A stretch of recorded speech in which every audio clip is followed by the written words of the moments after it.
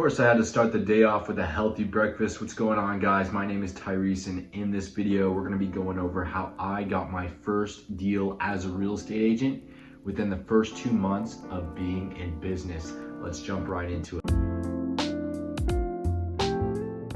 I think the most common mistake that people think when starting a real estate business is that people think it's easy. And yeah, I know I got my first deal in the first 2 months, but it wasn't easy to do that. I had to do a lot of cold calling. I had to hit the ground running, and it just so happened that I was able to meet somebody who was actually really amazing and saw the value that I could provide. So that leads me to the main part of the video, how I got my first deal. And to be completely transparent with you, I used an app that is owned by Zillow called Trulia to find for sell by owners, FSBOs, people who want to sell their house on their own and don't think that they need a real estate agent.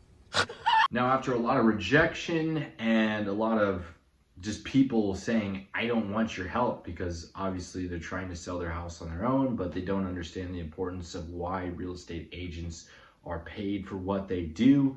Anyways, I finally was able to get in contact with somebody who was willing to give me a chance, but it didn't go as smoothly as you think it would. Bro, what are you talking about, man? You see, the catch-22 is yes, she wanted me to help her sell her home, but she did not want me to list her home on the MLS, the multiple listing service. If you don't know, that's what agents around either your state or wherever your state calls it, post the homes for sale.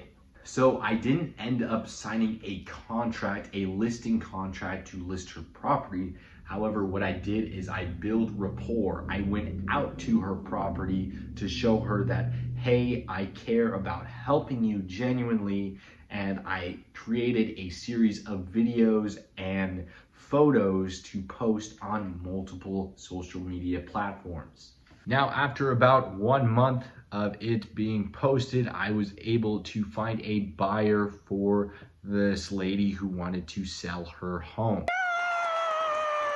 Now, while I was physically actually taking the photos and videos, I was also cleaning up her driveway, throwing away the trash that was left on the street because she hasn't been at the property in a while, and just telling her, hey, these are some of the things that you may want to clean up before we sell the property or before I find you a buyer. Now, I want you to remember that all of this was with her permission. She told me that this was okay, and I was able to build a strong relationship with her so that she can trust me in the process of helping her find a buyer. So you may be wondering, how does the contract work if you found a buyer but you're helping her? How does that work? Now, ideally, you would want to do what they call dual agency, where you represent both the seller and the buyer, and then you get the commission on both ends of the party, because I was doing both sides of the work,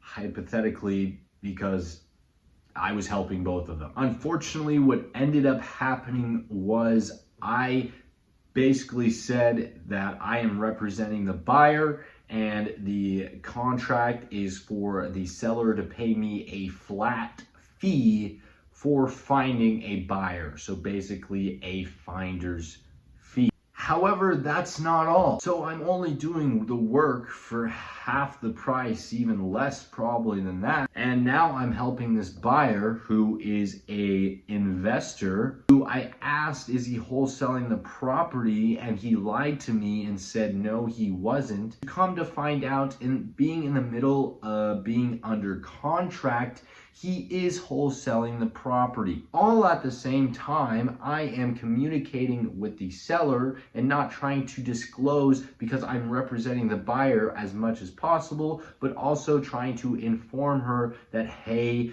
I wish I could help you. Had you had used me as your agent, I would be able to help you a little bit more. You gotta be kidding me.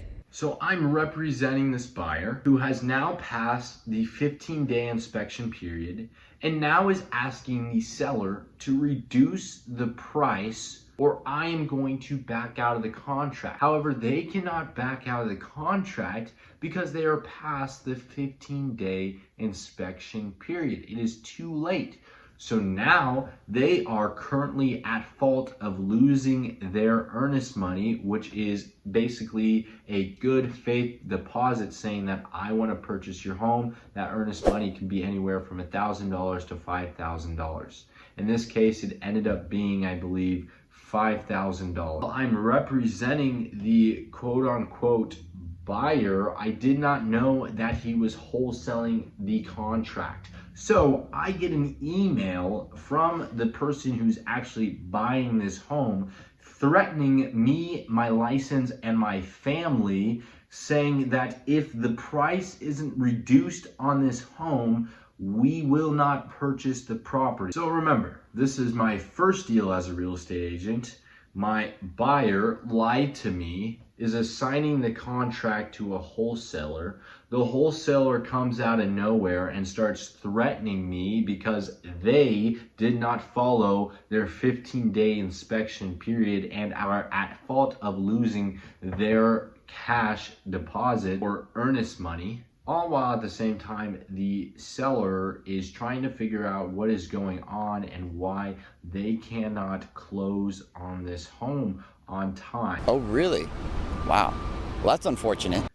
Well, thankfully, we were able to convince the seller to lower the purchase price, and honestly, long story short, she was kind of bullied into this, and I was being bullied as well, and the buyer was taking advantage of the circumstances because they were going to hold up the property, or try to at least, even though it was their fault in the first place. So the seller ended up reducing the purchase price. We came to an agreement and we finally ended up getting the home sold, and the seller ended up getting their money and the buyer ended up getting the property, and the wholesaler ended up being able to assign the contract, and I will never work with them again. However, the seller I really love, I really enjoy to work with, and I'm looking forward to working with them in the future. They have more properties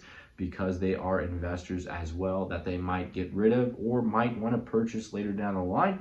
So I'm glad I was able to build that relationship. However, the process on my first deal was hectic, tiring, stressful. So in conclusion, would I recommend this strategy for one, getting clients, or would I recommend this strategy for people who are trying to sell their home? And the answer is no. Honestly, yes, you can cold call FSBOs, and yes, it is a numbers game. If you call 100 of them, at least one is bound to end up being good. However, I want to build my business off of referrals, and I want to build my business off of relationships and trusted relationships, and not just cold calling and saying, hey, can I help you sell your house?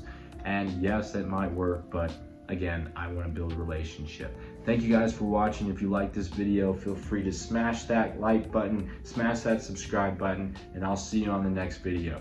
Peace.